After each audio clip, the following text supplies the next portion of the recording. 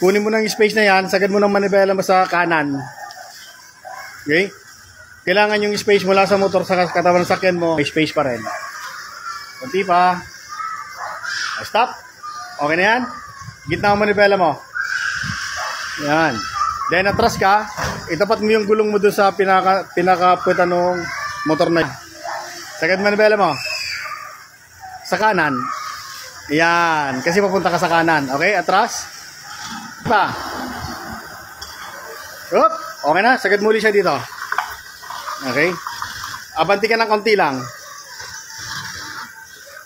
Yan. Gandi pa. Stop. Sige. Sagad ulit sa kanan. Yan. Yan yung space na kailangan. Di siya mawala dyan. Yung space na kakunti. Atras. Stop.